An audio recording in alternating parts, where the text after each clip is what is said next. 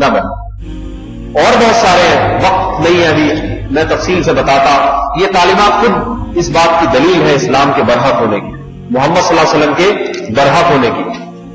تو قرآن یہاں کیا کہہ رہا ہے؟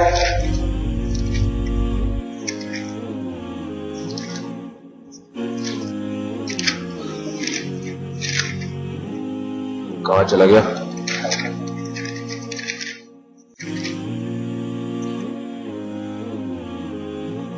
تو فرمایا کہ یریدون لیطفئوا نور اللہ بافواہہم. اللہ کے نبی صلی اللہ علیہ وسلم کو جب افسوس ہوتا کہ یہ لوگ دین کی دعوت کو قبول نہیں کرتے, تو اللہ نے کیا فرمایا کہ اللہ اپنے اس دین کو دنیا میں غالب کر کے چھوڑے.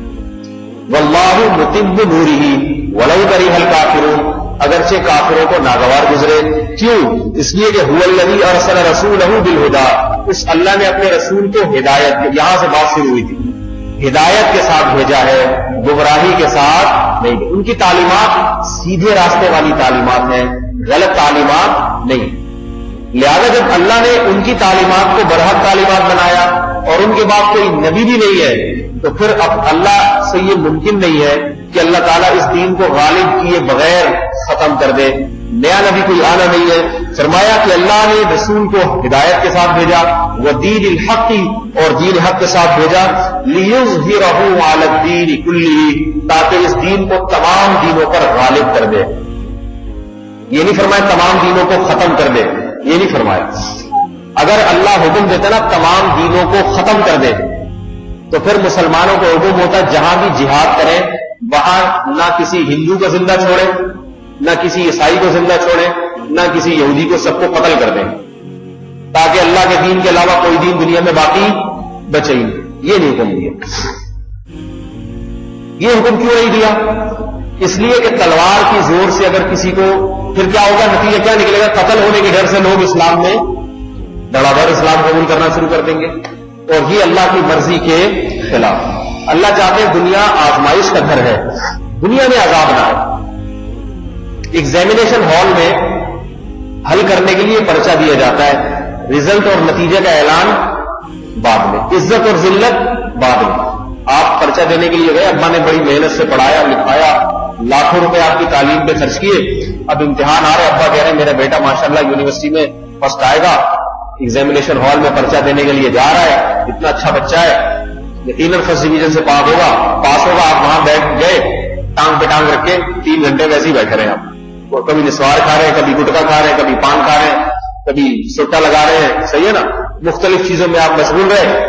ابا کو تھوڑی پتا ہے, جب آپ واپس آئیں گے ابا خوش نہیں کہیں گے, آپ بھی خوش. لیکن پتا کب چلے گا؟ جس دن رزلٹ. ایگزامینیشن ہال میں کچھ بھی نہیں ہوتا, صحیح ہے نا. تو اللہ کو پتا تو سب کچھ ہے, لیکن اللہ کا قانون ہے کہ یہ دنیا امتحان گاہ ہے. یہاں چاہو اللہ کے سامنے سجدہ کر لو, چاہو گائے کے سامنے سجدہ کر لو, چاہو سورج کے سامنے سجدہ کر لو, چاہو آپ کو اپنا خدا بنا لو, چاہو کتوں سے محبت کر لو اور والدین کو اولڈ سینٹر میں داخل کر دو, چاہو تو کتوں کے نام وراثت کر دو, بیوی باپ اور اولاد کو وراثت سے محروم کر دو, یہاں نتیجہ نہیں نکلے گا. کیونکہ اگر یہاں فوراً عذاب آنا شروع ہو جاتے نا تو امتحان نہ ہوتا, سب کی داڑیاں ہوتی, سب عورتیں پردہ کرتی.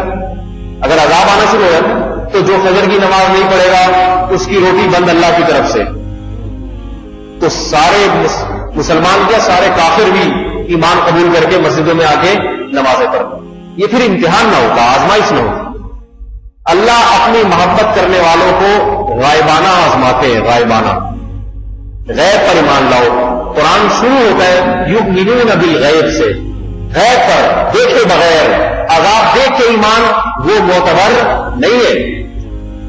جب قوموں نے عذاب دیکھا نا اپنی آنکھوں سے, قوم عاد نے دیکھا اور توبہ کرنے لگے, پہلے تو کہنے لگے فلما رأوا عارضا مستقبل اودیتہم قالوا ھذا عارض ممطرنا, یہ تو بادل ہے جو بارش برسائے گا. پیغمبر نے کہا کہ نہیں نہیں, یہ بادل بارش نہیں, یہ پتھر برسائے گا. ان کو یقین نہیں آ رہا تھا. جب برسنا شروع ہو گئے پتھر, اب ایمان لانے لگے, تو پھر ایمان کو قبول نہیں کیا. اس لیے کہ عذاب دیکھ کے تو اور ایک سدھر جاتا ہے. جب تک بادل تھا دونوں امکان تھے, پتھر کا بھی امکان اور بارش کا بھی امکان. پیغمبر کہہ رہے پتھر ہے, بارش نہیں ہے. وہ کہہ رہے ہیں آج تک تو کبھی آسمان سے پتھر برسے نہیں, یہ بارش ہی ہو سکتا ہے، پتھر نہیں ہو سکتے. اس وقت تک بھی پیغمبر کو جھٹلاتے رہے. پھر جب پتھر برسے ہیں پھر ایمان لائے، لیکن ایمان قبول نہیں کیا. نوح علیہ السلام نے 950 سال سمجھایا عذاب آئے گا، ایمان لے آؤ.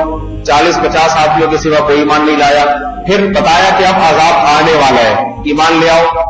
اب نہیں، ایک بھی نہیں لا رہا ایمان. جب بشارت دے دی نا، پہلے تو کہتے تھے کب آئے گا کب آئے گا. نوح علیہ السلام نے فرمایا اب آنے والا ہے.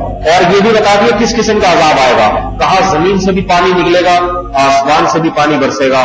لہذا اور ان کو یقین دلانے کے لیے کشتی بنانا شروع کر دی، کشتی بنانا شروع کر دی تاکہ ہم پانی میں جو ہے نا وہ پانی سے بچ جائیں. اور کلما مر علیہ ملأ من قومہ سخروا منہ، جب بھی کوئی گزرتا وہاں سے حضرت نوح اور ان کے ساتھیوں کا مذاق اڑاتا. کہتا ہے ان کو دیکھو خشکی میں اتنی بڑی کشتی بنا رہے ہیں، نہ کوئی سمندر ہے نہ کوئی قریب میں دریا ہے، اتنی بڑی کشتی پتہ نہیں کتنے لوگوں کو سوار کرنے کے لیے، جانوروں کو سوار کرنے کے لیے کشتی بنا رہے ہیں. نوح علیہ السلام اور ایمان والوں نے کہا ان تسخروا منا فإنا نسخر منکم کما تسخرون. اگر آج تم ہمارا مذاق اڑا رہے ہو، ان قریب کل ہم تمہارا مذاق اڑائیں گے جیسے تم اڑا رہے ہو. بہت جلد ایسا ہونے والا ہے. اس وقت بھی ایمان کی مہلت تھی، اس وقت بھی کوئی ایمان لاتا قبول کر لیا جاتا. چلو اتنا دیکھ لیا، لیکن عذاب ابھی دیکھا نہیں ہے، صرف علامتیں دیکھی ہیں. ایمان لیا کیونکہ ابھی دونوں احتمالات ہیں، نہیں ایمان لا رہے مذاق اڑا رہے. یہاں تک کہ جب عذاب آنا شروع ہوا پھر ایمان کو قبول، پھر نہیں قبول. فرعون کے ساتھ بھی ایسا ہوا، ساری زندگی مخالفت کرتا رہا یہاں تک کہ جب دریا نیل میں غوطہ کھایا ہے کیا کہنے لگا؟ آمنت انہ لا الہ الا الذی آمنت بہ بنو اسرائیل، کہ نہ اس موسیٰ پر ایمان لایا جس پر بنی اسرائیل ایمان لائے. تو قبول کیا اللہ نے اس ایمان کو؟ نہیں قبول کیا. فرمایا الآن وقد عصیت، اس سے پہلے تو نافرمانی کرتا رہا ہے. الیوم ننجیک ببدنک لتکون لمن خلفک آیا. تو میرے بھائی یہ اللہ کی عادت ہے کہ غیب پر ایمان لانے والے کو تو قبول ہے. تو میں یہ بتا رہا تھا کہ ہمیں یہ حکم نہیں ہے کہ کسی ہندو کو تلوار کی طاقت سے مسلمان کریں. اسلامی تاریخ میں کوئی ایک بھی ایسا واقعہ نہیں دکھایا جا سکتا کہ کسی ہندو کو زبردستی مسلمان کیا ہو. ہندوستان میں 1000 سال مسلمانوں نے حکومت کی ہے. کوئی ایک واقعہ دکھا دو کسی ایک ہندو کو تلوار سے مسلمان کیا گیا. آج ہندوستان میں ہزاروں قدیم مندر ہیں، پاکستان میں ہزاروں قدیم مندر موجود ہیں. کبھی کسی عالم نے فتویٰ نہیں دیا کہ ان مندروں کو گرایا جائے، حالانکہ ان میں خدا کی نافرمانی ہے. پتھروں کے بنائے ہوئے بتوں کے سامنے جھکا جاتا ہے، خدا کو بڑا غضب آتا ہے. لیکن اللہ نے منع کیا، نہ ابھی رہنے دو، ہو سکتا ہے کوئی توبہ کر لے. موت سے پہلے مہلت دو ان کو، موت سے پہلے مہلت. اللہ نے موت ہوگی پھر اللہ خود ہی انتقام لے. تو اس لیے کیا حکم دیا؟ یہ نہیں کہ تاکہ تمام دینوں کو ختم کر دے، نہ بلکہ کیا ذمہ داری لگائی؟ تمام دینوں پر اس کو غالب کر دے. غالب کا مطلب کیا ہے؟ غالب کا مطلب یہ کہ دنیا میں نظام اور سسٹم جو ہوگا وہ محمد صلی اللہ علیہ وسلم کا ہوگا، باقی تمام مذاہب اس سسٹم کے تابع ہوں گے. اگر ہندو مندر میں عبادت کرے گا تو اس لیے نہیں کہ وہ ہندو ہے یا اس کو اختیار ہے، بلکہ اس لیے کہ مسلمانوں نے اس کو اختیار دیا ہوا ہے.